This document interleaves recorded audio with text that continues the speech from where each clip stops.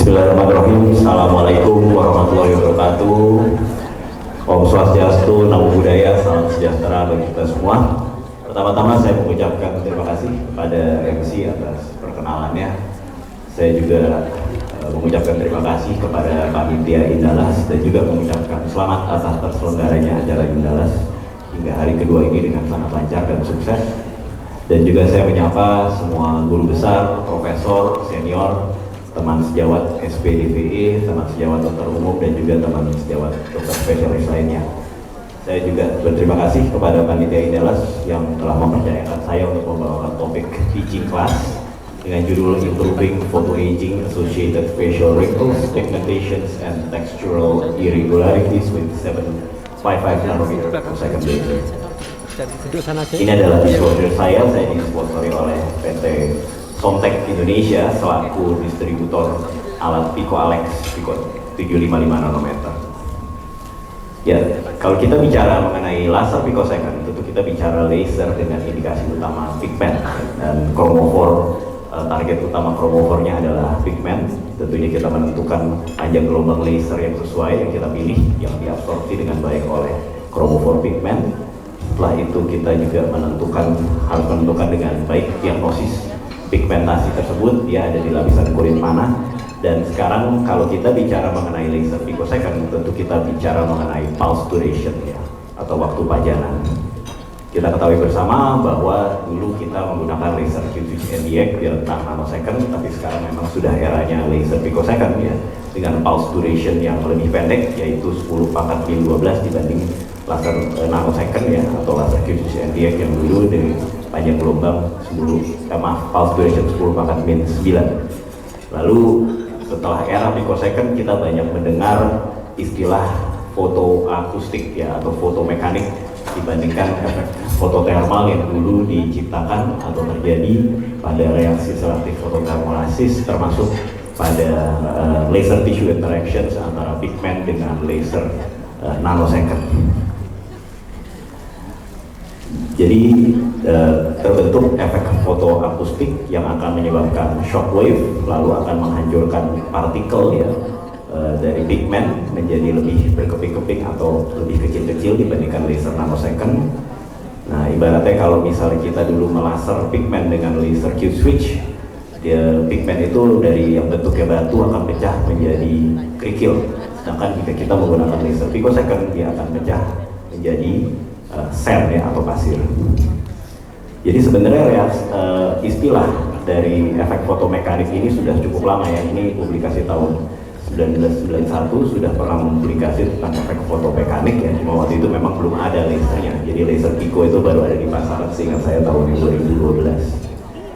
Nah ini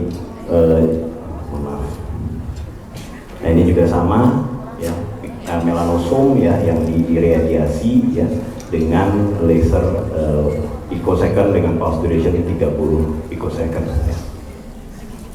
ya. Jadi kelebihannya jika kita menggunakan laser picosecond, yaitu energi thermalnya lebih sedikit ya.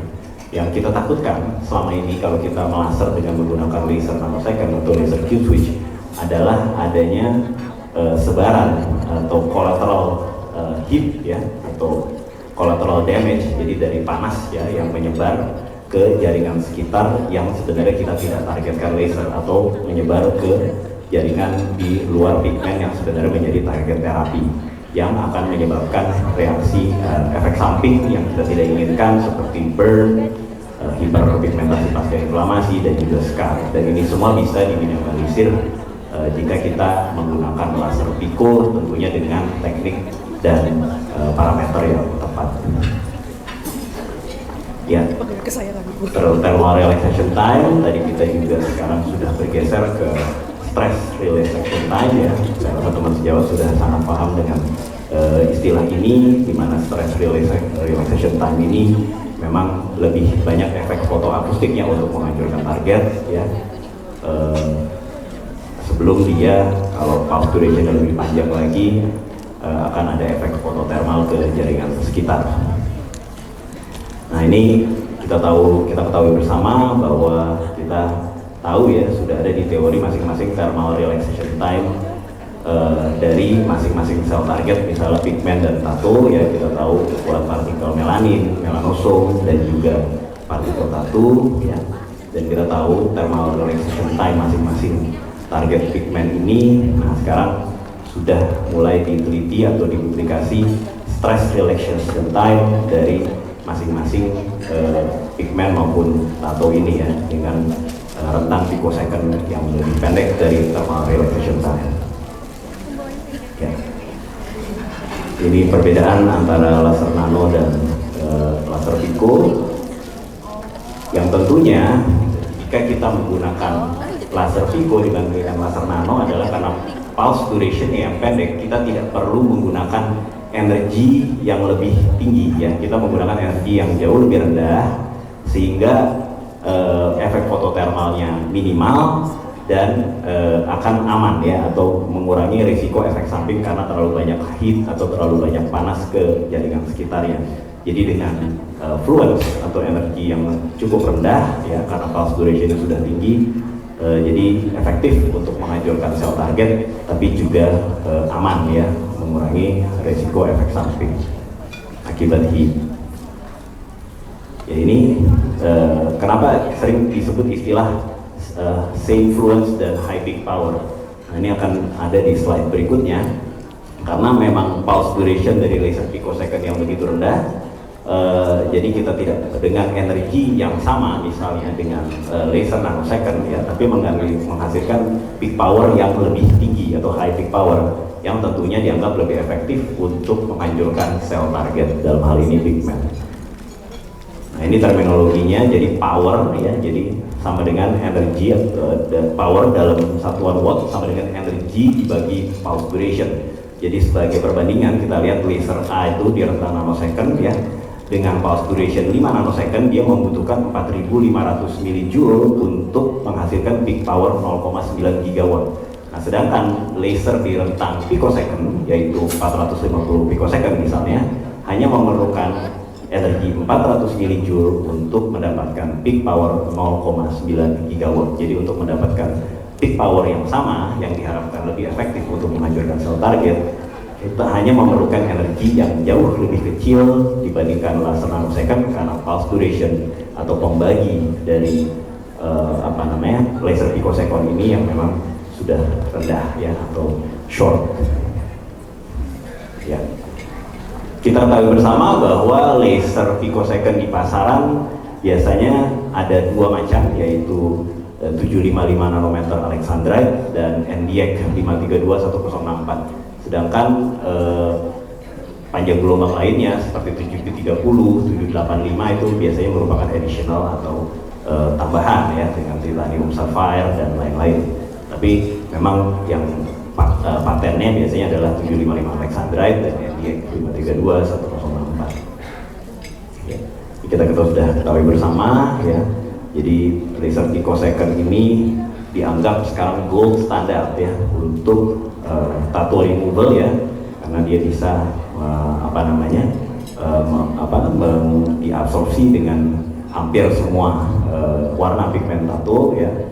755 juga, kecuali mungkin kalau yang range warna merah, orange itu memerlukan panjang gelombang 532.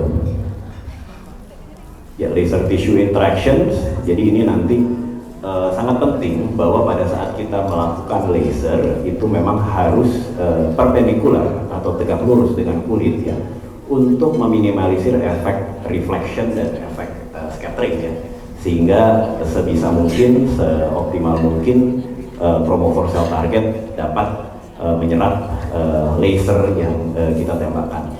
Dan kalau kita bicara mengenai laser teknologi picosecond, ini terkenal sekali dengan efek atau terbentuknya plasma formation yang nantinya akan memberikan efek rejuvenasi terhadap kulit. Nanti akan kita bahas.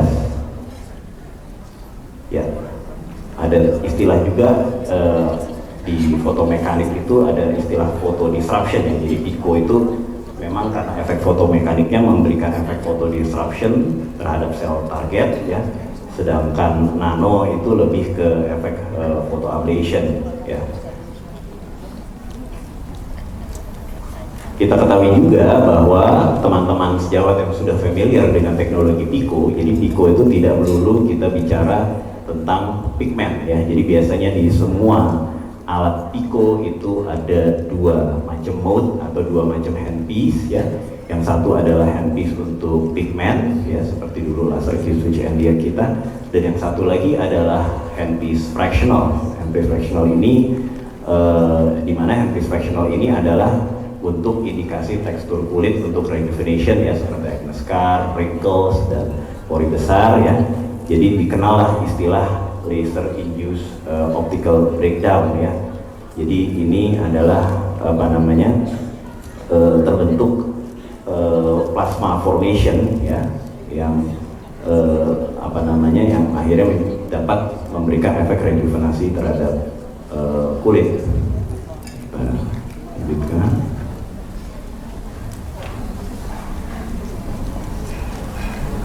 Ya, jadi plasma formation itu akan membentuk shock wave ya, lalu terbentuk kavitasi dan terjadi efek photo disruptions yang akan memberikan efek photo rejuvenation atau peremajaan kulit. Nih Prof Wawan kalau hadir nih paling senang dengan efek plasma formation ini yang memang settled ya, menjadi efek dari fractional Pico, apapun merek lasernya itu biasanya memang terjadi plasma formation ini, khusus untuk handpiece fractional. Ya, ini indikasi untuk laser Pico. Kita tahu bersama selain pigment, rejuvenations, dan juga untuk tekstur kulit misalnya acne scars dan pori besar. Nah, ini systematic review tahun 2020 oleh Douglas Wu dan kawan-kawan ya. Nah, memang laser Pico ini gold standard ya, sudah direkomendasikan gold standard untuk tattoo removal ya, dan dianggap first line terapi untuk nevus oota dan nevus hori. Dia memberikan hasil yang baik untuk solar lentigens dan freckles ya, dari segi efekasi maupun keamanan, sedangkan kelainan pigmentasi jinak lainnya masih memberikan hasil yang bervariasi atau memang baru anecdotal report ya. Dan juga merupakan pilihan baik untuk acne scar dan photo rejuvenation, dan terutama saya rasa Pico ini cukup aman ya, dan bisa menjadi pilihan untuk darker skin type ya, untuk tipe kulit gelap ya, dibandingkan dengan teknologi-teknologi lain termasuk untuk kulit orang Indonesia ya. Ini penelitian retrospektif ya dari Henry Chan dan kawan-kawan ya pada Chinese patients. Ini sudah tahun 2016 ya. Jadi subjeknya memang hanya 13, 1-7 kali terapi ya. Di sini dikatakan hasil yang paling baik itu adalah pada terapi nevus oota, dan hanya 2 pasien yang mengalami transient hipopigmentasi, dan tidak ada 1 pasienku yang mengalami HP ya. Ini juga sama, jadi total 88,89 pasien mengalami perbaikan ya setelah 4 kali dilakukan laser picosecond fractional handpiece ya. Dan ini adalah perbandingan antara picosecond 550 alexandrite dan juga laser nanosecond 755 alexandrite terhadap nevus oota. Jadi 1 kasus hiperpigmentasi dan 1 kasus hipopigmentasi terjadi pada pasien yang di terapi laser nanosecond, dan tidak ada komplikasi yang terjadi pada pasien yang diterapi dengan laser picosecond. Dan di sini menunjukkan bahwa laser 755 picosecond lebih efektif dibandingkan laser 755 nanosecond pada terapi nevus oota.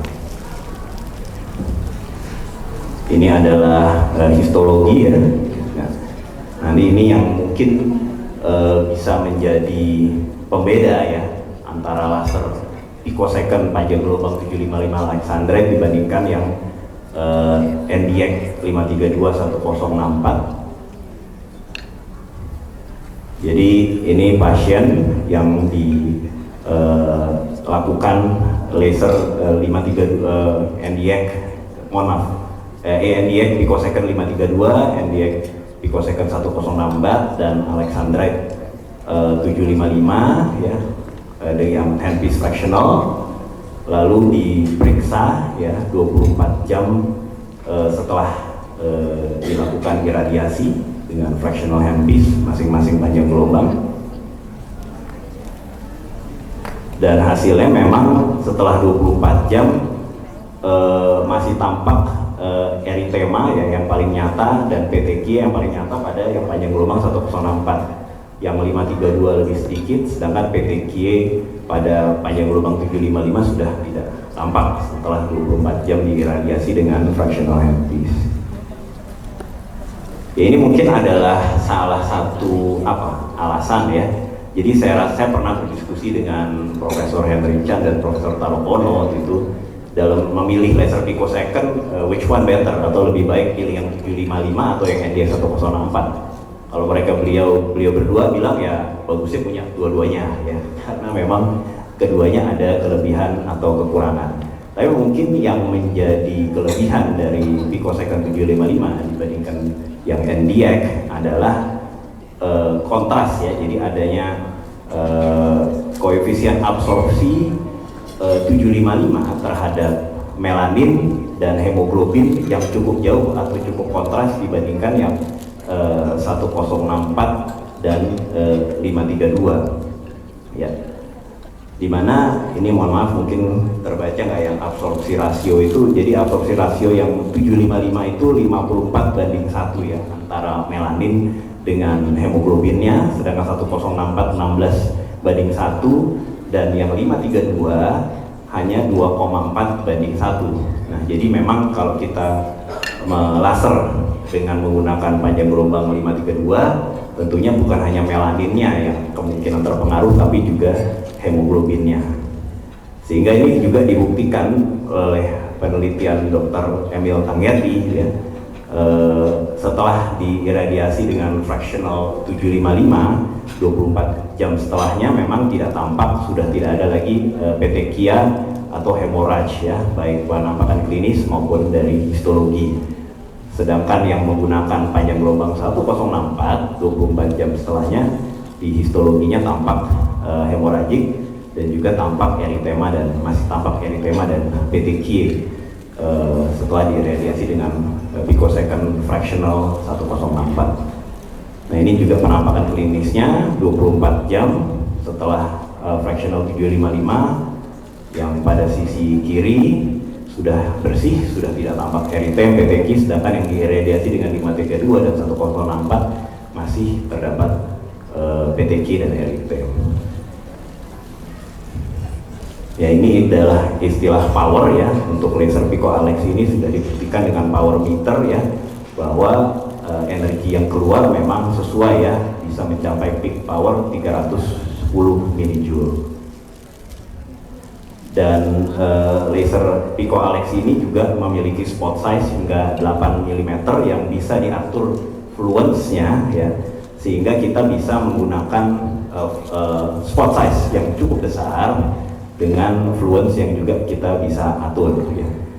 Sedangkan ada laser yang memang dengan spot size tertentu fluence-nya sudah fix, sudah tidak bisa diutak-atik lagi atau sudah tidak bisa dimainkan lagi. Tapi dengan laser Pico Alex ini dengan spot size yang berubah, kita tetap masih bisa mengatur fluence yang sesuai dengan yang kita butuhkan.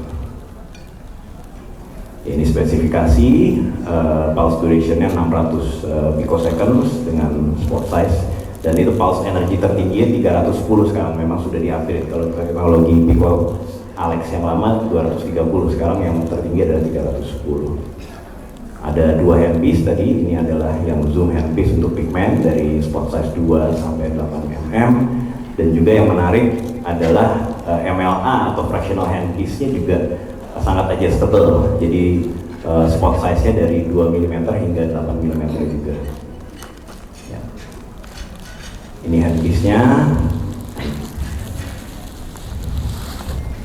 ya. Jadi memang dengan laser picosecond ini kelebihannya adalah memang less pain dan less complications ya. Jadi untuk indikasi rejuvenation biasanya saya tidak menggunakan topical anestesi, bisa langsung dikerjakan mungkin hanya dengan Zimmer saja. Ya mungkin kalau kita mau melakukan laser ablatif ya, atau dengan fluence yang tinggi, baru kita berikan anestesi topikal terlebih dahulu.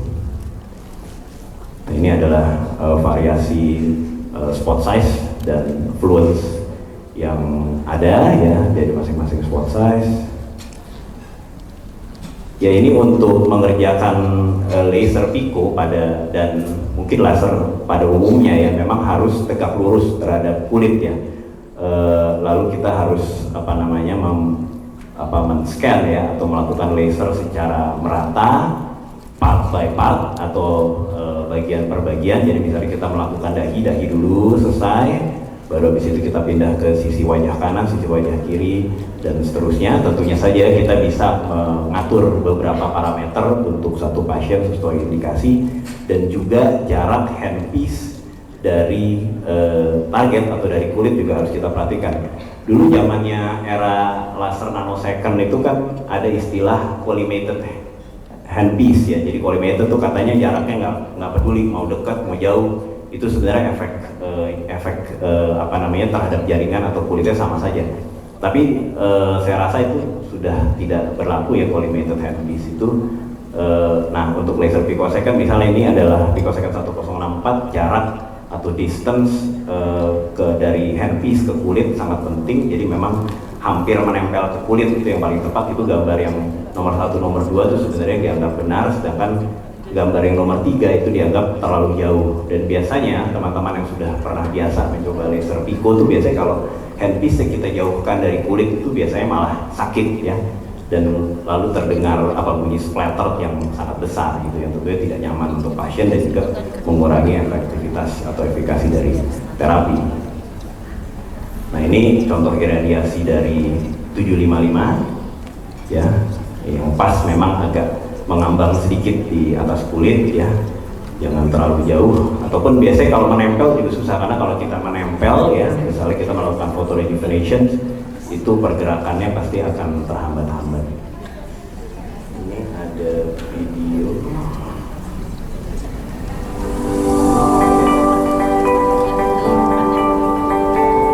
Ini kasus melasma yang kami terapi dengan 755. Jadi kombinasi dengan handpiece yang pigmented handpiece atau zoom handpiece ya, dan juga kita kombinasi lagi dengan fractional handpiece pada area melasmanya saja. Jadi memang untuk zoom handpiece-nya kami kerjakan ke seluruh wajah, 2 pas criss cross ya. Jadi memang harus perpendikular. Jadi misalnya kalau perlu pasiennya posisinya kita miring-miringkan ke kanan, ke kiri gitu ya, pada saat kita mengerjakan sisi wajah kanan dan sisi wajah kiri, untuk mempermudah dan untuk memastikan bahwa laser ini selalu tegak lurus ya, atau perpendikular kulit.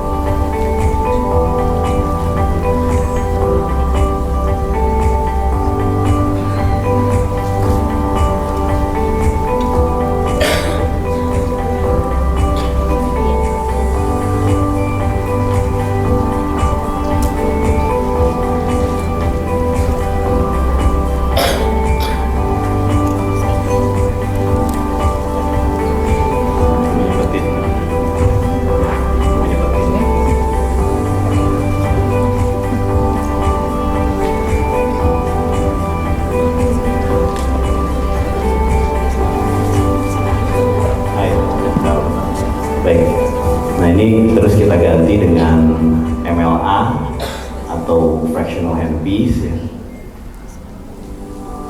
Jadi kita laser atau kita iradiasi pada lesi melasma saja.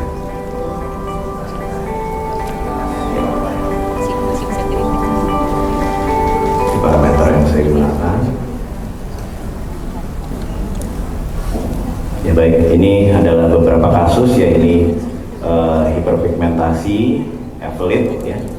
Jadi kami kombinasi terapi dengan zoom handpiece untuk rejuvenation ke seluruh wajah, spot size 8, fluence 0,2, frekuensi 10. Lalu kami tembak on spot Untuk freckles atau athlete-nya dengan spot size 3 mm, fluence agak tinggi 3,7 Joule dan frekuensi 2 Hz. Lalu untuk rejuvenation wrinkles ya dan acne scar ringannya menggunakan fractional handpiece, spot size 8, fluence 0,58, frekuensi 10. Ini pasien yang sama dari sisi yang berbeda. Ini hiperpigmentasi pasca inflamasi dengan parameter sebagai berikut: spot size 7, fluence 0,6, frekuensi 10. Ya, ini sama, pasien hiperpigmentasi pasca inflamasi juga. Ini pasien melasma yang untuk kasus ini saya hanya terapi dengan zoom atau pigmented handpiece ya, dengan parameter sebagai berikut, dan ini adalah setelah 2 kali terapi. Ini pasien yang tadi di video ya, dengan melasma. Nah, pada pasien ini saya kombinasi antara zoom handpiece atau pigmented handpiece dengan fractional handpiece. Ini adalah setelah 2 kali terapi. Nah, ini saya ukur menggunakan alat Visia. Jadi setelah 1 kali terapi, count atau hitungan UV spotnya membaik ya, dari terapi pertama dan terapi kedua, dari awal hingga terapi kedua. Ini pasien yang sama dengan angle yang dari depan. UV spotnya juga kami ukur ya, mengalami perbaikan ya dari terapi yang pertama hingga terapi 2 kali sesi yang kedua. Ini brown spot pada alat Visia juga ya, mengalami perbaikan ya setelah 2 kali terapi. Ini acne scar ya dengan hiperpigmentasi pasca inflamasi, jadi kami combine antara zoom handpiece ya dan MLA handpiece ya, setelah 2 kali terapi. Ini post-inflammatory hyperpigmentations, jadi kombinasi juga antara zoom handpiece dan MLA handpiece ya pada HPI-nya. Nah, ini HPI tapi saya hanya menggunakan zoom handpiece pada pasien ini. Ya, sebagai kesimpulan, picosecond laser dengan efek fotomekanik merupakan terapi terbaru ya untuk berbagai kelainan pigmentasi di luar tattoo removal ya. Lalu dengan mode fractional dapat digunakan untuk skin rejuvenation dan photo aging. Dan Pico Alex 75 nanometer merupakan laser Pico generasi terbaru yang dapat dipakai untuk berbagai macam indikasi dan tentunya membutuhkan penelitian lebih lanjut pada tipe kulit orang Indonesia khususnya. Terima kasih. Assalamualaikum warahmatullahi wabarakatuh.